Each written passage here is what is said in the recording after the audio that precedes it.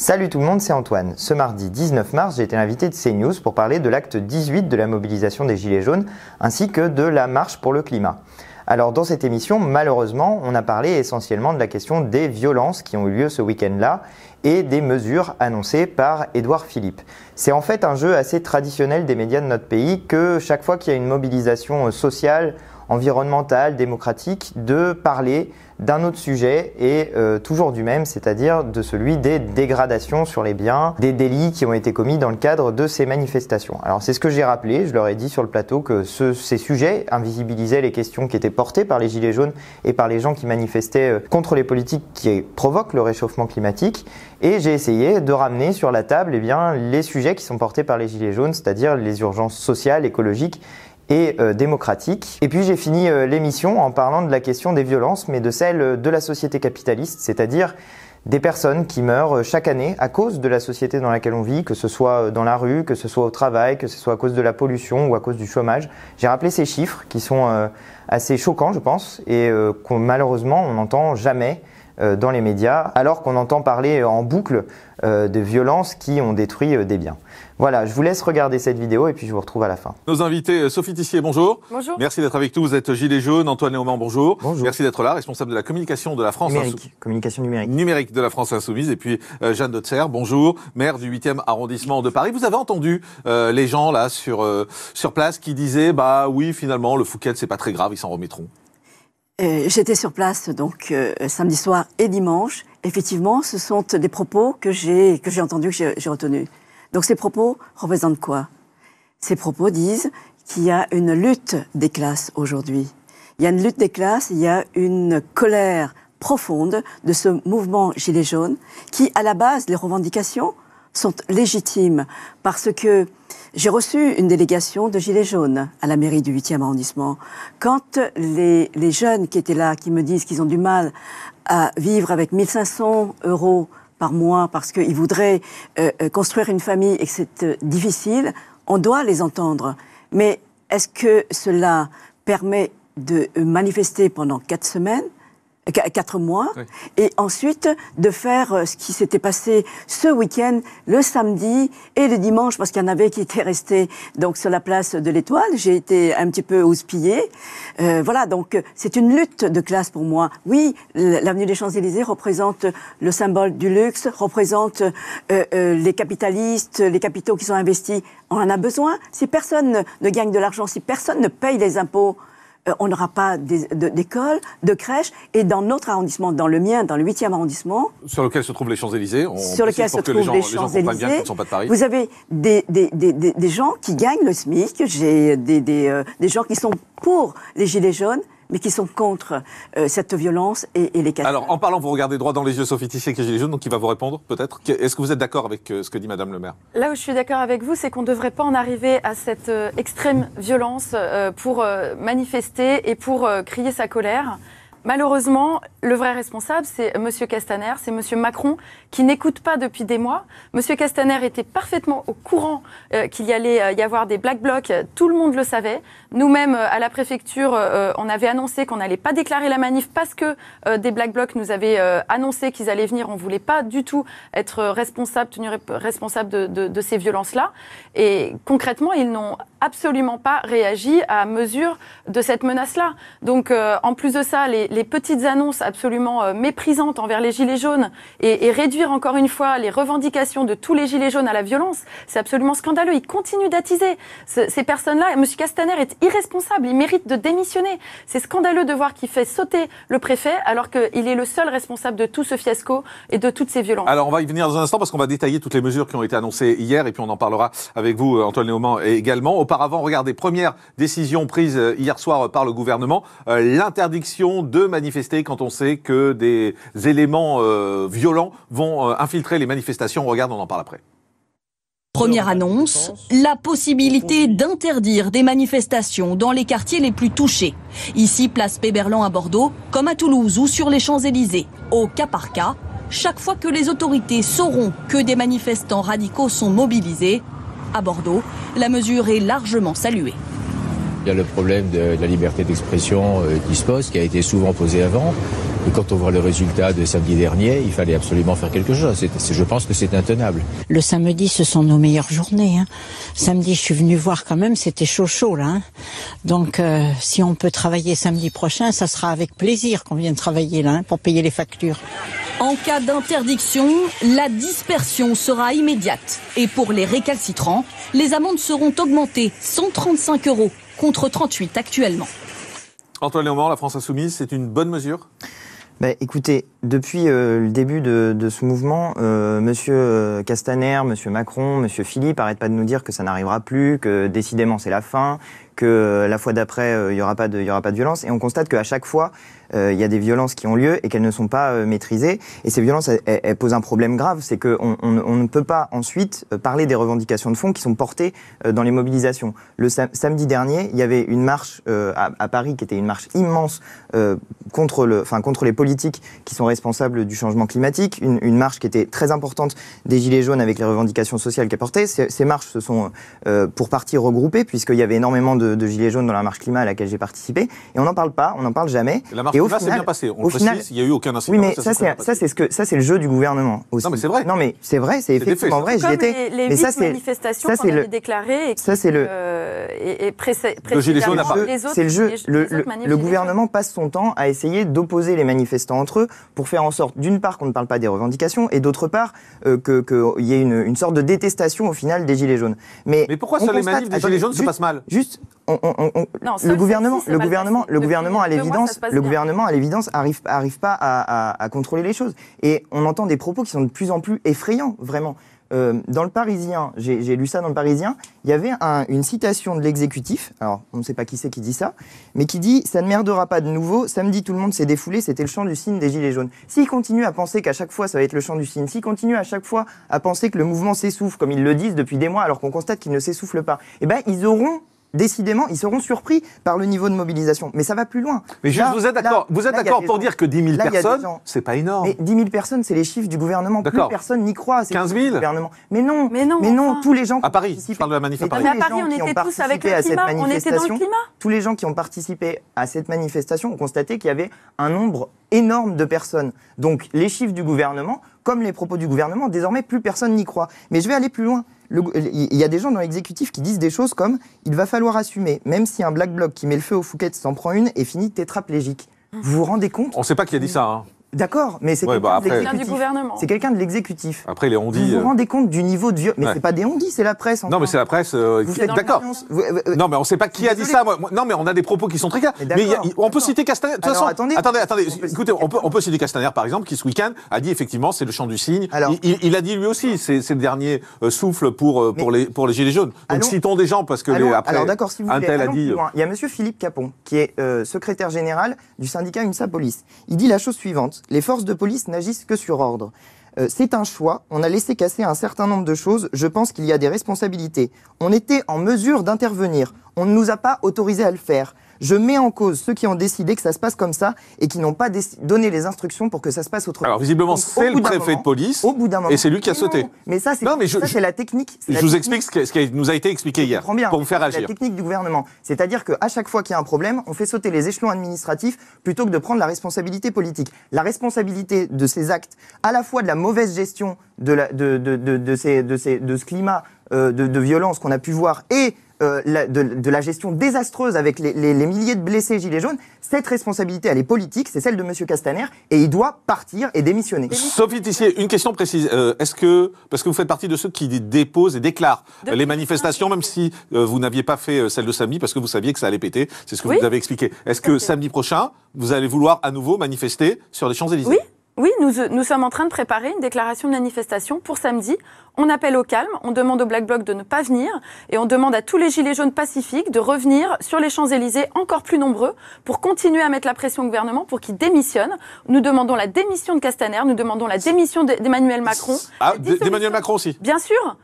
C'est une faute grave politique. Écoutez, attendez, mais laissez-moi parler. Non, je vous laisse parler, mais vous avez dit, c'est bien qu'il y ait un échange. Je vous redonne la parole. Je vous redonne la parole dans un instant. Je voudrais juste que Jeanne Deutzer... Pourquoi c'est une faute politique, monsieur Morandini? Je ne veux pas qu'on parle de ça. On va en parler dans un instant. C'est une faute très grave, politiquement. Non, mais faites pas un monologue. Juste, je vous redonne la parole dans un instant, promis. Je voudrais juste que Jeanne Deutzer réagisse, puisque c'est la maire du 8e, au fait que vous voulez à nouveau manifester samedi sur les Champs-Élysées. Je vous redonne la parole après. Et les badauds viendront, pourront venir. Comment vous vivez cette annonce? Écoutez, comment je vis cette annonce en direct, madame, donc vous savez que c'est très difficile aujourd'hui pour les commerçants et pour les habitants de cet arrondissement de subir, donc depuis 4 mois, comme je l'ai dit. Effectivement, les 4 semaines avant le 16 mars, les choses se sont plus ou moins bien passées. Très bien passées, il n'y a eu aucun incident. Sauf que les commerçants... Aucun incident. Ont eu peur. Ils ne savaient pas, chaque vendredi soir, s'ils doivent fermer, s'ils ne doivent pas fermer, si à un moment ils peuvent ouvrir, est-ce que les clients qui seront là, parce que pour un commerce, il faut attendre les clients, est-ce qu'ils vont être pris en otage et tout ça. Donc c'est un vrai problème. Oui. Donc vous dites stop aux manifs le samedi sur les champs? Moi je pense qu'il faut arrêter les manifestations. Et vous savez que sur les Champs-Élysées, normalement les champs, il n'y a pas de manifestation sur les champs autorisés. Vous savez que avant le 24 c'est interdit uniquement s'il y a des individus. Non, attendez. Les Champs-Élysées, à part les. Il y a des manifestations. Oui, mais ce sont des manifestations festives. Festives. Alors si vous nous dites demain. On s'écoute, s'il vous plaît, parce qu'autrement on entend. Parce que sur les Champs-Élysées, si vous allez encore envahir les champs, pensez bien que ni les touristes, ni les gens vont venir sur les champs parce qu'ils ont vu les images de samedi. Ils vont avoir peur. C'est ce qui s'était passé. Donc vous vous opposez à la tenue de la manif samedi? Moi j'aimerais que vous puissiez être... Je vous annonce, madame, que nous allons déclarer la manif et que nous appelons au calme et que nous ferons en sorte qu'il n'y ait aucun débordement. Et nous appelons tous les badauds, toutes les personnes qui veulent venir faire leurs courses.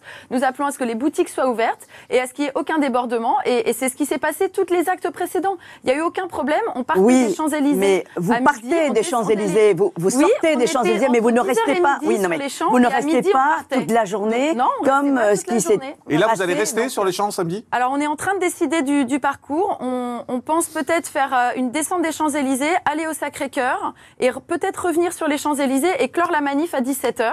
Et on s'engage à ce qu'il n'y ait aucun débordement. On demande aux casseurs et aux Black Blocs de ne pas venir à notre manif déclarée. Et normalement, ils respectent nos demandes. Ah bon? Alors, donc, si vous êtes capable de faire respecter l'ordre... On laisse finir. Allez-y. Si vous êtes capable de faire respecter l'ordre, il aurait fallu que samedi... Et non, on ne pouvait pas parce que les Black Blocs avaient annoncé qu'ils venaient et ils nous ont demandé de ne pas déclarer. Et comme ils nous ont laissé, nous, plusieurs actes précédemment, en nous disant on va voir comment réagit le gouvernement. Mais ça veut dire qu'il y a un dialogue. Je vous entends, mais ça veut dire qu'il y a un dialogue entre les Gilets jaunes, entre vous en tout cas, et les Black Blocs. Vous vous parlez? Oui, on se parle. Et vous, il vous avait dit les manifs d'avant, on vous laisse tranquille. Tout à fait. Et samedi, on débarque. Tout à fait. Un peu surréaliste, non? C'est pas surréaliste, mais nous, on leur dit, écoutez, on est contre vos méthodes de lutte, moi, je condamne fermement leurs méthodes violentes. Ça, je l'ai toujours dit. C'est scandaleux d'en arriver à brûler une banque. Maintenant, ce que je comprends surtout, c'est que depuis des semaines, ils nous ont laissé manifester pacifiquement.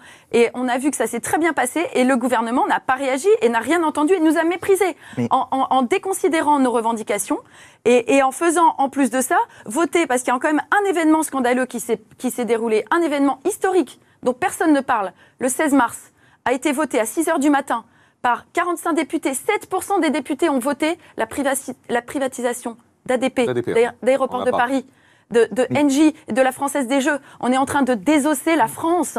C'est absolument lamentable. Personne n'en parle. Et ça, je vous assure que la case du Fouquet, c'est de la banque. À côté, c'est peanuts. Je vois Jeanne Deutzer, maire du 8e, et donc qui comprend les Champs-Élysées, qui est un peu dépité à l'idée que vous allez à nouveau manifester samedi. Antoine Léaumont, vous, comment vous réagissez? Non, en fait, en réalité, la question est même pas celle de savoir où on va manifester, etc. Bah oui, un peu quand même. Non, la question est de savoir pourquoi les gens manifestent.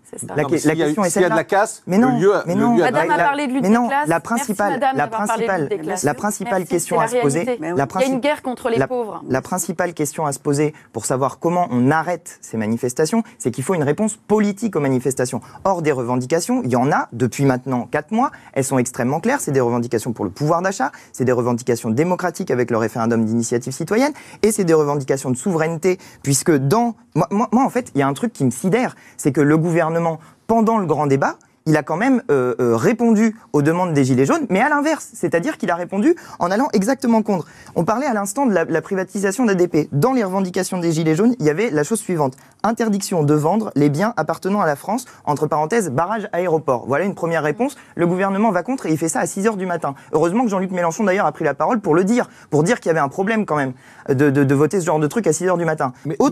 Attendez, non mais là on rentre dans un discours politique. Mais évidemment, bien sûr, mais parce que la on réponse fait de à la apporter politique, Non, mais- monsieur Morandini. Ah bon Je croyais que vous évidemment opposiez qu'on aux fait de la politiques. Mais non, Non, bien on sûr que s'oppose non. au système partisan, on s'oppose au système de la 5e République. Mais si vous faites de la qui est politique, obsolète. présentez-vous aux élections. Mais là- non, on Bah, dénonce ce système, on dénonce Mais la vous pouvez pas dire je fais de la représentativité. politique et je veux pas aller aux Eh ben élections si, parce et qu'en on peut France, remettre en question le système politique, en monsieur démocratie, quand On on n'est fait de pas la en politique. démocratie. Ah bon? Nous ne sommes pas en démocratie, On est en quoi monsieur Morandini. On est en plutocratie. C'est l'oligarchie qui règne. Il y a C'est la une crise. finance qui règne. On a un banquier au pouvoir. Qui a été élu? Mais il n'a pas été élu. Bah oui, il a été élu. Mais non, vous pouvez pas dire 12% qu'il a été des élu. Français, Mais c'est le système 12%. démocratique. C'est pas un système démocratique, c'est un système plutocratique, c'est un système oligarchique. Non, mais après, on peut jouer sur les mots, si vous voulez. Le peuple n'est pas respecté. Mais La le peuple vie est du respecté peuple à partir du moment où c'est la n'aime pas démocratie. leur parole. Vous avez une Non, assemblée. ce n'est pas une démocratie. Attendez un instant. Vous avez une assemblée nationale qui est élue. Vous avez un président de la République qui est élu. Que ce soit pas votre choix, que vous n'aimiez pas ces gens-là, C'est je pas veux une bien. question d'émotion. Mais Mélenchon s'est présenté, il s'est pris une raclée. Regardez, Mais non, regardez, désolé. regardez C'est regardez le dysfonctionnel. système de la 5e République tel qu'il est fait à l'heure actuelle.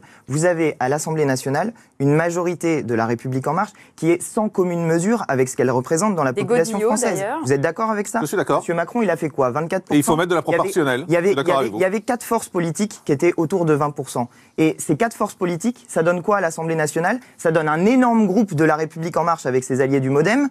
Et ça donne le reste, des petits morceaux. Donc oui, il y a un problème politique qui est posé, et M. Macron ne s'en sortira pas avec son grand débat, puisqu'il ne répond pas aux attentes. Là, vous avez le dernier truc en date du gouvernement, c'est allonger l'âge de départ en retraite. C'était aussi dans les revendications des Gilets jaunes que de remettre la retraite à 60 ans. Donc si à chaque fois que le gouvernement répond aux Gilets jaunes en faisant exactement l'inverse de ce qu'il donne, ils auront des manifestations tous les samedis, et ça sera bien fait. Juste d'un mot. Et ça sera bien fait. D'un mot, Voilà. ça s'entend sans aucun problème. On est dans le débat démocratique. Ben Mais oui. dire qu'Emmanuel Macron n'a pas été élu, ça n'a pas de sens. Dire qu'il faut qu'il parte, ça n'a pas de sens Il a non plus. été élu dans un système qui est obsolète, qui est véreux, dans un système complètement Eh dysfonctionnel. bien, dans ce cas-là, faites-vous élire Parce pour que changer le système.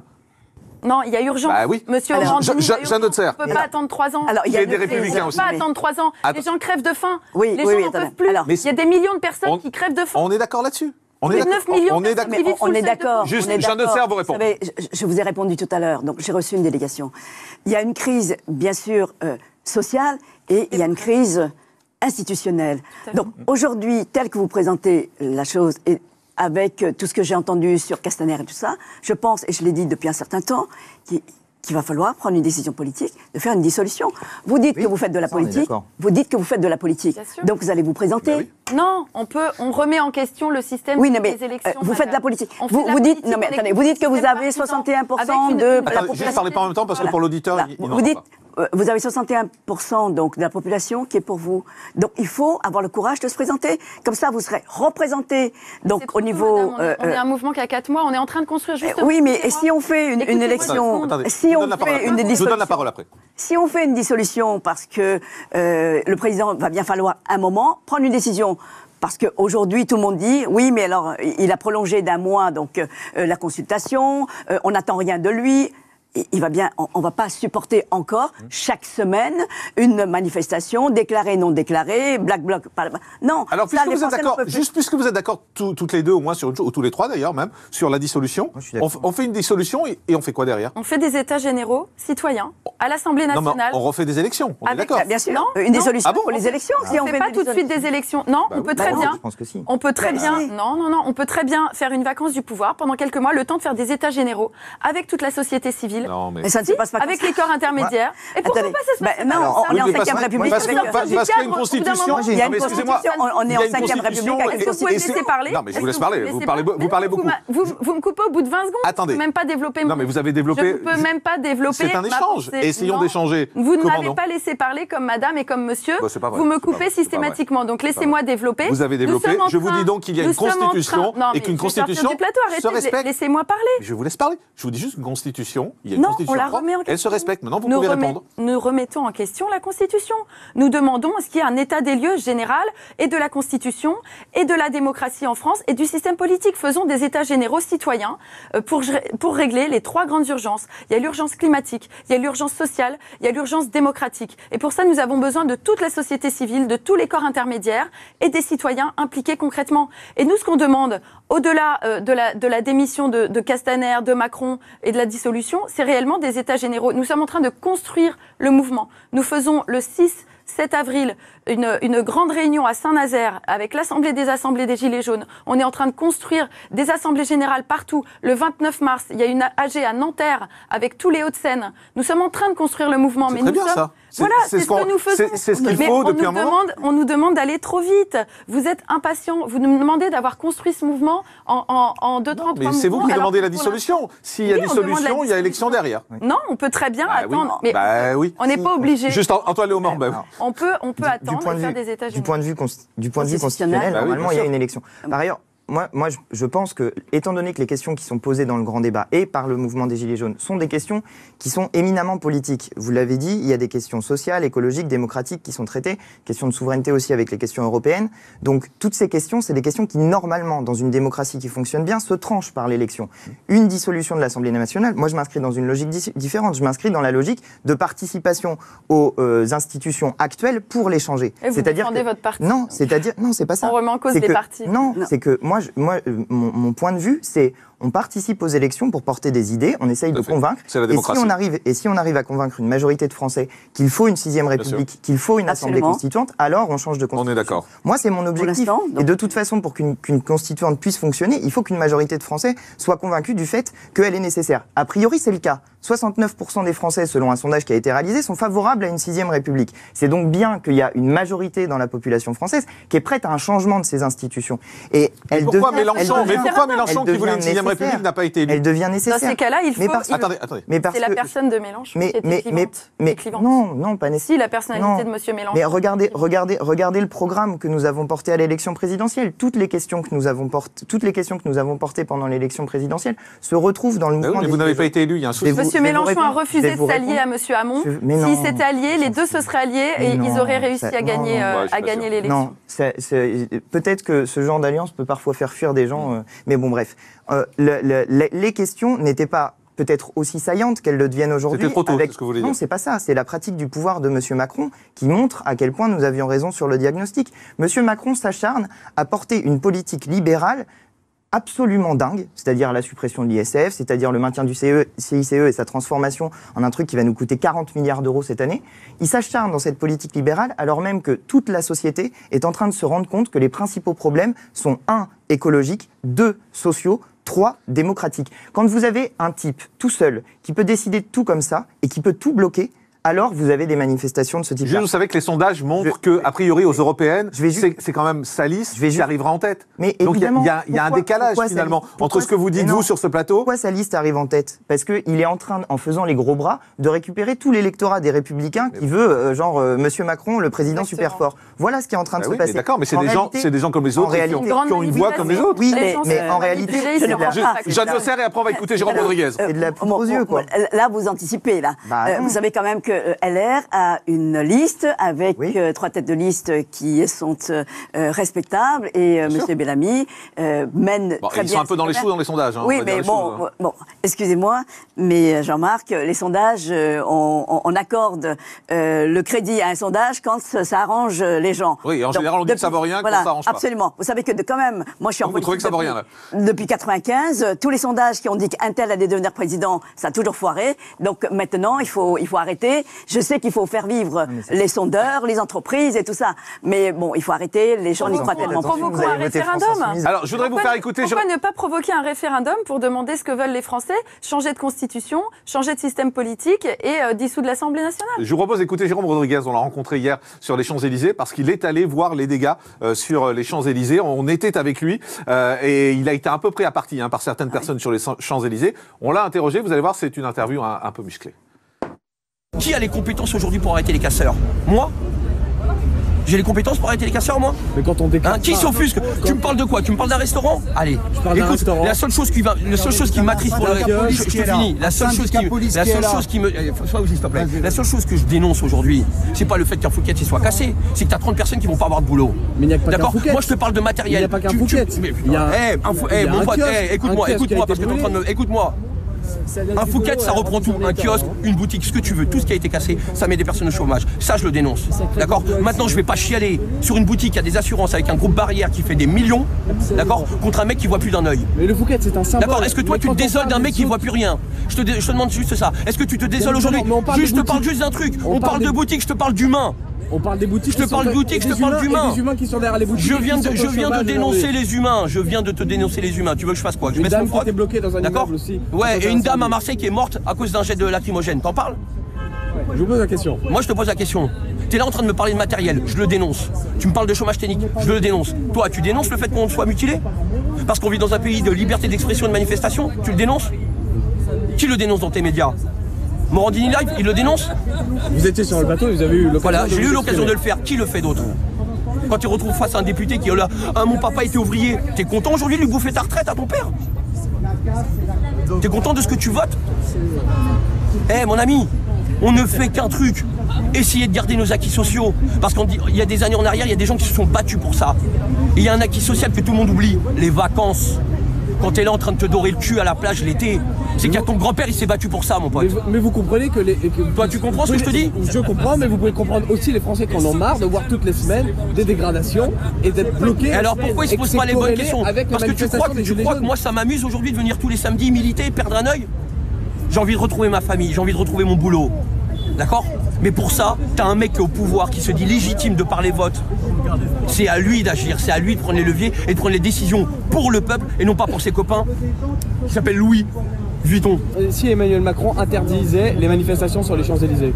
Une loi liberticide de plus, son autoritarisme à plein escient et la répression qui continue. Mais ça, personne s'en offusque.